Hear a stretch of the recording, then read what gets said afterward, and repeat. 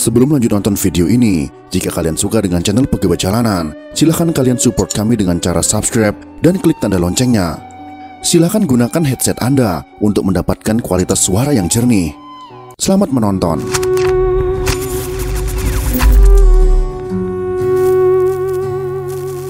Sebagai prajurit, kita berkewajiban menggagalkan rencana keblinger itu.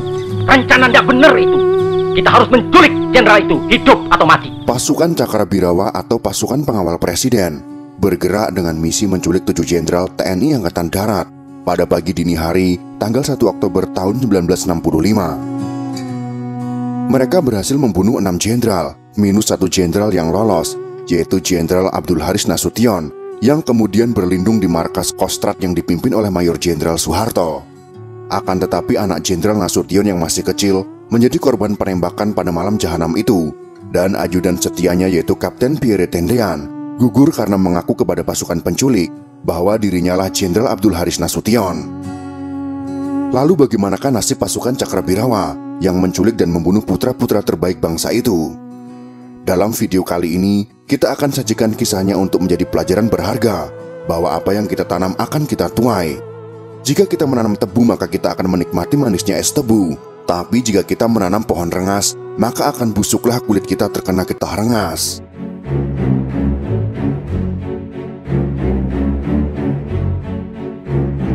Pagi hari pada tanggal 16 Februari tahun 1990 adalah pagi terakhir bagi 4 orang mantan pasukan Cakrabirawa.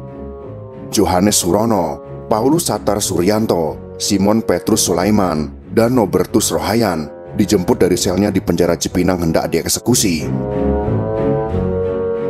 Satu regu tembak telah menunggu.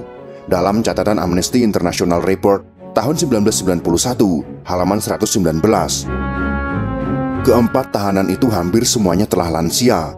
Ketika dieksekusi, Johannes Surono berusia 60 tahun, Paulus Satar Suryanto berumur 57 tahun, Simon Petrus Sulaiman berumur 60 tahun, dan Norbertus Rohayan berumur 49 tahun. Di antara mereka, hanya Rohayan yang mendapat kunjungan dari keluarganya. Pamannya menjenguk Rohayan beberapa hari sebelum ia dieksekusi. Inside Indonesia nomor 14 April tahun 1988 menyebut bahwa ia menderita diabetes dan penyakit lainnya.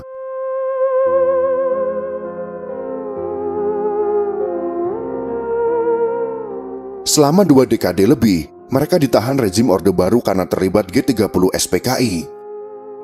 Saat peluru satu persatu menghabisi hayat, kematian mereka terdengar hingga negeri Belanda, seperti yang diberitakan oleh surat kabar The Volkskrant edisi 19 Februari tahun 1990. Menurut majalah Tempo nomor 98 April tahun 1990, mereka ditangkap antara tanggal 4 hingga 8 Oktober tahun 1965. Rohayan berasal dari Angkatan Udara. Ia ditangkap pada tanggal 5 Oktober tahun 1965 dan dijatuhi hukuman mati oleh Mahkamah Militer Distrik Bandung pada tanggal 8 November tahun 1969. Ia sempat mengajukan banding, namun pada Februari tahun 1987, bandingnya ditolak. Lalu pada tanggal 5 Desember tahun 1989, ia mengajukan gerasi dan lagi-lagi ditolak. Pada malam tanggal 1 Oktober tahun 1965, Rohayan adalah penembak Mayor Jenderal Raden Suprapto. Sehari sebelum penangkapan Norbertus Rohayan, Satar Suryanto lebih dahulu dicokok.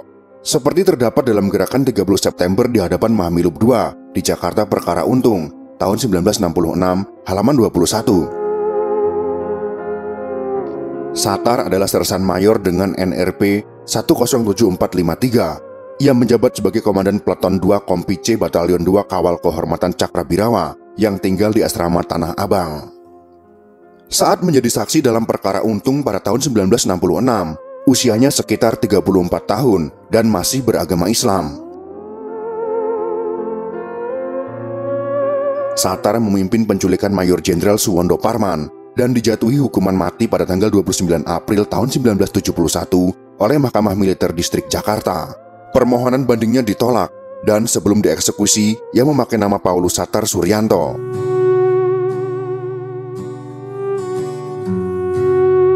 Sebagaimana kawannya, Johannes Surono pun sempat menjadi saksi dalam perkara Untung. Saat itu usianya 36 tahun dan beragama Islam dengan nama Surono Hadiwiono. Lelaki kelahiran Pucung Sawit itu adalah Komandan Peleton 3 Kompi C, Batalion Untung di Cakrabirawa. Surono memimpin penculikan Brigadir Jenderal Sutoyo Siswo Miharjo dan ditangkap pada tanggal 8 Oktober tahun 1965. 5 tahun kemudian, ia dijatuhi hukuman mati oleh Mahkamah Militer Distrik Jakarta. Pengajuan banding dan gerasinya ditolak pada tahun 1986 dan 1989. Jika Norbertus Rohayan adalah penembak Mayor Jenderal Raden Suprapto, maka Simon Petrus Sulaiman adalah orang yang diberi tugas oleh Letnan 1 Dul Arif untuk memimpin penculikan petinggi Angkatan Darat tersebut. Menurut sumber pemerintah, Sulaiman kelahiran Cepu, Blora, Jawa Tengah pada tahun 1927. Ia ditangkap pada tanggal 5 Oktober tahun 1965 ketika Mayor Jenderal Suprapto dan perwira Angkatan Darat lainnya dikebumikan di Taman Makam Pahlawan Kalibata. Sulaiman dijatuhi hukuman mati pada bulan November tahun 1969 oleh Mahkamah Militer Distrik Jakarta. Seperti ketika kawannya, banding dan gerasi yang ia ajukan semuanya ditolak pemerintah daripada Soeharto.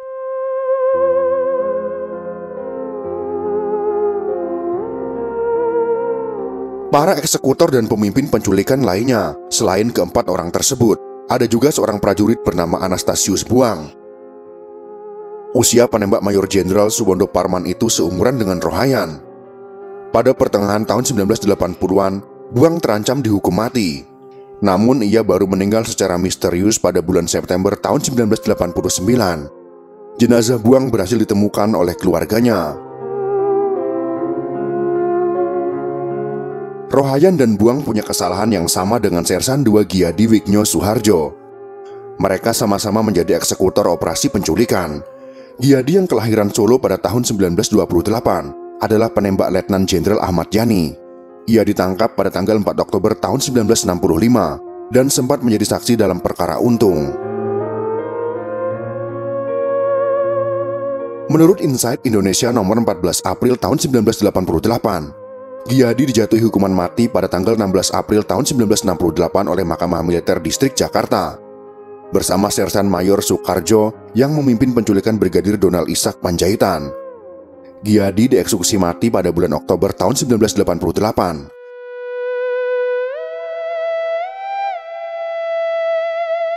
Setelah puluhan tahun menjadi tahanan Orde Baru, para pemimpin penculikan dan penembak dari pasukan Cakrabirawa itu pada akhirnya menyusul dua atasan mereka, yaitu Letnan Kolonel Untung dan Letnan 1 Dul Arif ke alam kubur.